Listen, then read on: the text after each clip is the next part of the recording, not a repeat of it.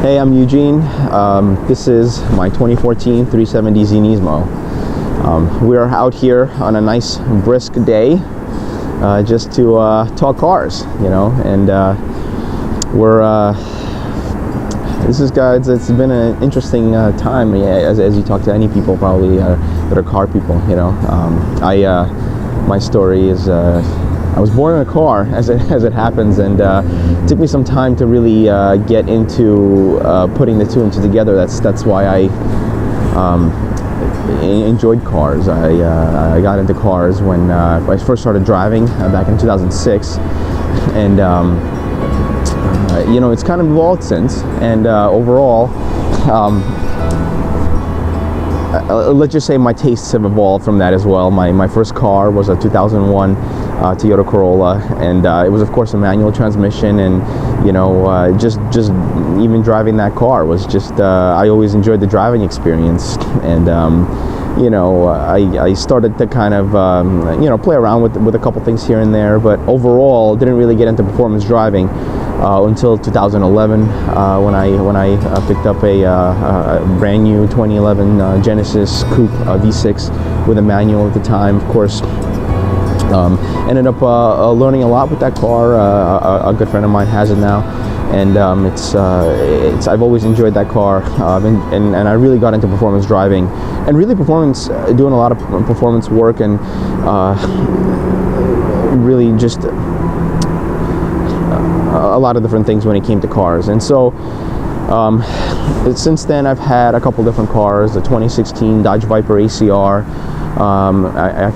That's a very interesting story on its own. Actually, configured a one-of-one GTC through the program that they had. So I've owned that. I've owned that car. I went on to a Shelby GT350 at 2017 afterwards, and then now here we are with a 2014 Nissan 370Z Nismo, and it's just been interesting to learn the progression of cars and what they've been like through having friends that are into cars, and really just spending time around cars and being in them and driving. I've driven so many different cars over the years, anything from a test drive to a full blown out weekend or a week, outside of anything that I've owned or just been around it. And I've always been much more into just the pure aspect of driving and being within the driving involvement, just because that I think is really what gets me up in the morning. The feeling of just whenever I'm going out for a drive, or whenever I'm doing anything that's involved going anywhere, you look at cars, and most people think of them as transportation, but for me, I guess for us, it's like it's just part of life, and just for the sake of even the drive of going to work or whatever it is, it's an adventure if you're driving something you love to drive. And that's always been at the core of what I've wanted from a car.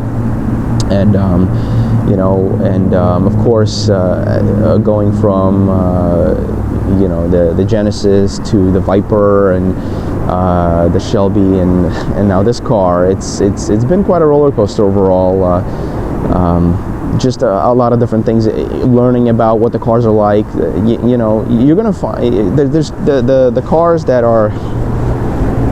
You're gonna find that the cars that are really the performance-oriented cars, I mean, every car has its quirks, and especially when they get driven, hard. And it's something that I've learned over the years in my own experience. Through the hard way, and sometimes in some ways, and I guess just the experience of driving them.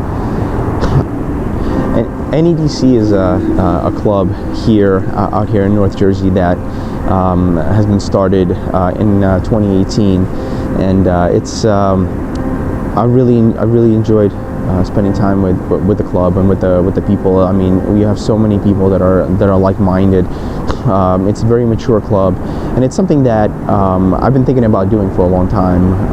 And when I heard from Jason and the crew, and from my friend Brett about the club, it really just, when I came at the core, I'm like, wow, this is, you know, we are more about just the experience with the cars, and really just the driving as well. Just because a lot of what has become the car culture nowadays has been very centric around cars and coffee, and the events where, you know, it's a lot of it turns out to be the same a lot of the time if you're really around it. So, you know, there's things that it's nice to do around cars where you can do more than you know, go to one Cars and Coffee or one event here to look at cars, where really you actually get to be in the camaraderie on the drives, on in the social events, to really just be around the cars.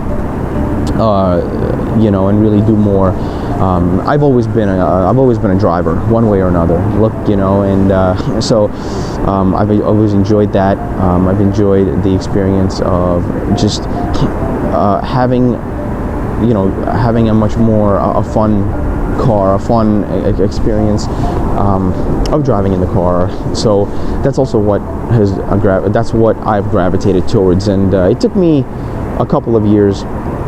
It took me a couple of years to put the two and two together. I'm like, well, you know, I was born in a car, and it's probably something that has just kind of stuck with me over the years. And it wasn't until I really got into cars and really got into performance cars that I really started to kind of fit into more and more, or rather go and feel what the boundaries were of what my experience was, what I liked.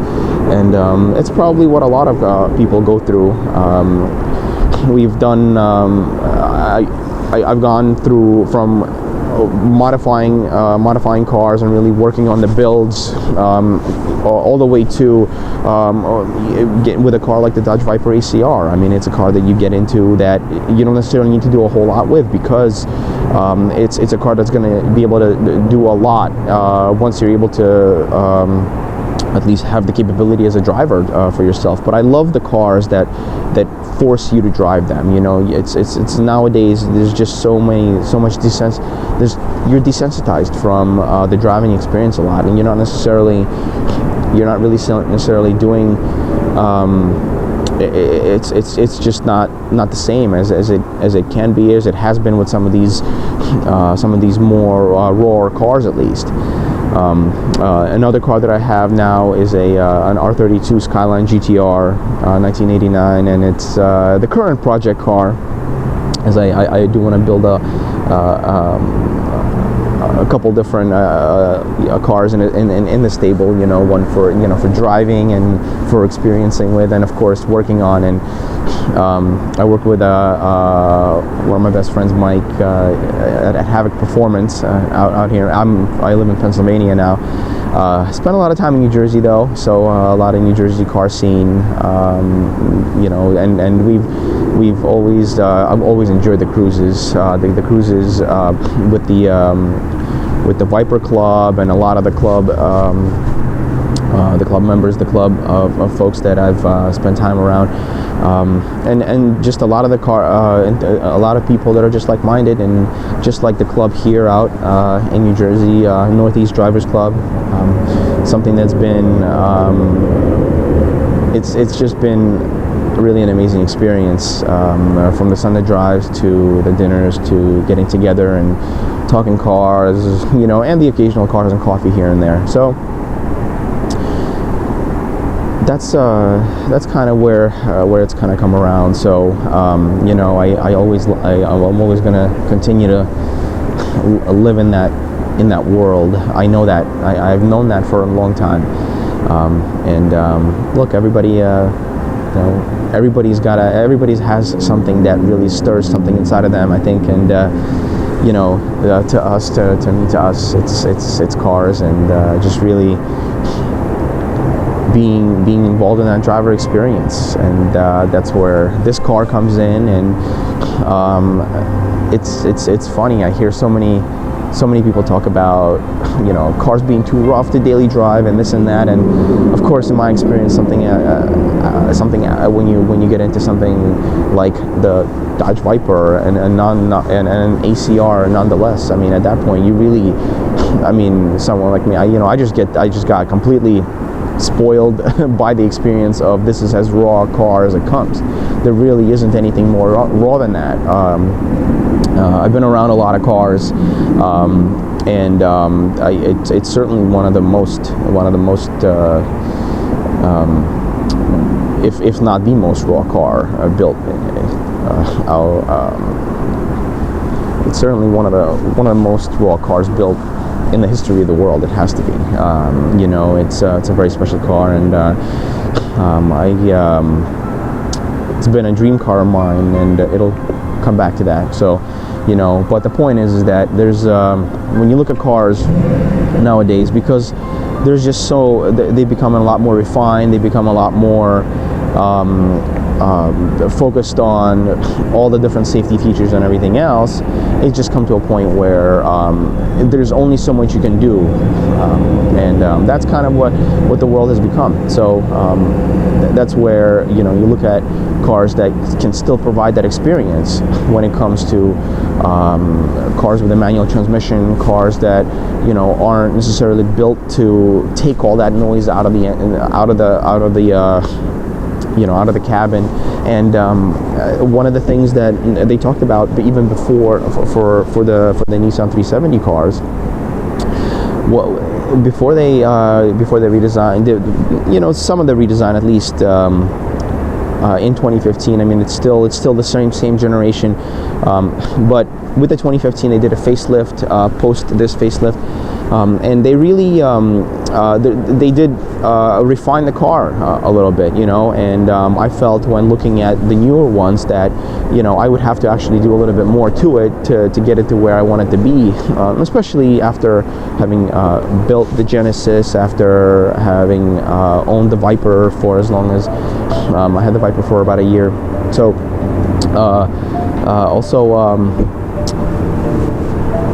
I had the Viper for about a year. That'll be its own experience video, and I had the opportunity to do a video on that with Doug Demuro.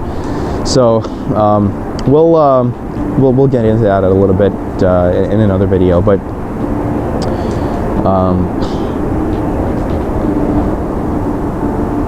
when looking at the cars that have been over the years, you know, there's for someone like myself, for a car enthusiast, a lot of it really comes down to, you know, you kind of really start to realize, you know, what you want in a car, in cars, and there's not too many cars that are going to provide that experience. And I know when looking at the 370s, it's a car that I looked at many years ago when they were brand new at the time, and certainly have been over the years. I really looked at and wanted to. It's a car that I looked at. At the time, over the years, and it's always been one of my bucket list cars. It's you know, and you always kind of, when you have one or two cars, you can kind of you know, look at them and have to kind of make a couple decisions about, okay, you know, what car do you want, you know, versus what do you want to get into later. So it's something that it just came to a time where this, you know, made sense, and something that I wanted to do, and get back to at least what I wanted. One thing that's interesting to talk about cars is the different platforms. When it comes to even if it's the old school cars, whether it's the you know, whether it comes to the transmission choices or what the cars can handle, when you start to look at, you know, not just the aftermarket, but really the platform and what it can handle and what the car can do. You know, any car really. You start to look at, you know, one, of course, the aftermarket support, but also, you know, how the cars are built. I've certainly learned over the years that I love driving, and I love driving, and really in the way that the cars are really meant to be driven. So when getting into it, it's something that I think, depending on what you want to do and what your goals are and what purpose the car is going to have for you, that's something that really goes into consideration of what it's like, and what car you're going to go with, what platform you're going to go with. It's something that I realized, at least in my experience, it's something that I realized is going to depend on really what you want to do with it. And I always want, well, I would always go for a raw experience with a car, in terms of driving the car, something that I'm looking for on a daily basis. I mean, when it comes to dailying the cars, a lot of times people are, looking for their fun car versus what they're doing. So, it's something that it's the experience for someone like myself who I really just want to have that experience all the time. So that's what I look at when I look for a car, and what I consider. So my approach to that has certainly evolved over the years, and it's something that I think that in today's world, a lot of manufacturers are looking to compromise the sportiness and the daily drivability, but and try to kind of do all these things, and I think what happens is they end up compromising, at least certainly the things that we look for. So when we look for the kind of driving experience that we look for, I think we end up gravitating towards a car like this, where not only is there an amazingly wide variety of aftermarket support, and just you look at the platform and what it can do, and what it can be done with it, you really start to kind of open your eyes a little bit further. There are cars that I think, when you look at, and with having owned a couple of cars that I have, it's you start to see that you start to kind of find the nuances. A lot of performance cars nowadays, they do get, you do find that they tend to be temperamental when it comes to, some of the issues and some of the things that you see with how the cars can handle them over as you start to put mileage on them. Naturally, a lot of people with cars like the Vipers and the Shelbys, and certainly the Ferraris, the Lamborghinis, a lot of the cars, some of them certainly get driven, but the majority probably don't really get driven as much as that I certainly would want to drive them. So it's something that I found that I certainly have done pretty much when it comes to daily drivability, and just saying, look, I don't need a compromised experience. It's not what I'm looking for. It's not what I think people for and want to have that can really be compromised in the sense of, look, they can do.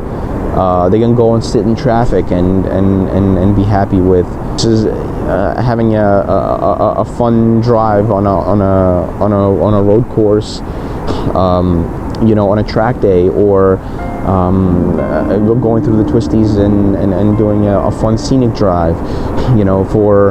For me, I want that kind of a drive all the time. It's what I'm looking for. So I'll look for that in any car, and I don't mind being in traffic with the manual transmission. I don't mind being in traffic and in a car that's just as raw as it is, or driving a car to work as raw as it is, or as raw as it can be, rather. As long as I can drive it to work. Mileage on cars, you're going to find the limits of what the cars can handle in terms of how many miles can a car really be driven, and I think that's what ends up happening a lot of the time. where a lot of performance cars and temperamental. I've certainly had experience with something that I guess you start to learn over the years, and what you can really do, and it just becomes part of the ownership experience. I think that when people see people on the road with with a fancy car or just a car, I think it doesn't. I think it just means so much more to people like myself, to car enthusiasts, but also to some of the like-minded people that I've met here, even at the NEDC, Northeast Drivers Club, where to us there's just so much more to it than a fancy car. It's so much more to it. It's really more about the experience that we get from it, and I've certainly never looked at cars just as transportation. It's just that much more, and building a passion around that, or building a life around that, is something that certainly we all want to continue to strive for. And so I know it's always going to be part of my life. It's always going to be something that's going to be part of what I want to have, and where I want to channel my passion. So something that will always stay with me, and as long as these cars exist, the more raw, the more driver-centric cars, then that's as long as I'm gonna be in that world. So I truly believe that we gotta have the passion for, or we should do what we have a passion for, and not live our life like we feel like we need to compromise it. So I'm always going to be after the non-compromised experience, and it's something that I want to share. I want to share with people, and it's something that we're going to really, I think it's something that nice to experience with other people that are like-minded as well.